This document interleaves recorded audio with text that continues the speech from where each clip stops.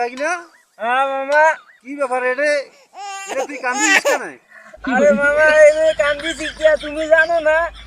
না। আরে মামা আমি অনেক দিন থেকে ভিডিও বানাই, আমার ভিডিও ভাইরাল হয় না মামা। আমি কি করবো? আমি কান্না না করবো দেখি আমি কি আসবো? আরে এই জায়গাটা তো কান্দিল লাগবে। আর আমার পঞ্চপুকুর আছে না, আরে তুই মামা এই নদীর পার আসে বালু বাড়িতে আসিয়া এইভাবে তুই যে কান্না করেছিস। আরে তোর কি সমস্যা কত? আরে মামা মুই যদি কষা পুকুর বাজারত কান্না করলু হয় তুই কি মোর কান্দ শুনে পালু হয়?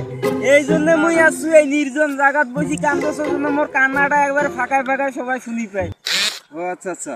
দেখ মোর কান্না তুই শুনি পাচ্ছিস দৌড়ি আসিস নাই। আসু, তো আসু। মামা মুই যে এত করি কান্দছ মোর ভিডিও না ভাইরাল হয়েছে না কেন মামা? আর বাবা ভিডিও ভাইরাল করে গেলে এখন অন্যর ভিডিও তো দেখির লাগবে, শেয়ার দিবার লাগবে, কমেন্ট করির লাগবে।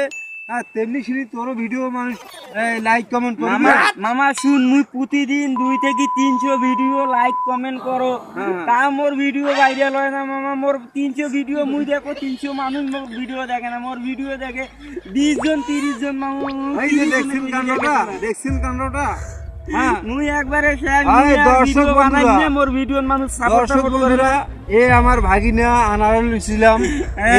একে একটু শেয়ার করবেন, লাইক কমেন্ট দুইটাই করবেন, একটু ভাইরাল করে দেন। কান্নায় তো কামে শেষ। মোর মামার কথা শুনিয়ে মোক ভাইরাল করেন না, কি বুঝছেন? মোর ভাইরাল হয়ে গেলে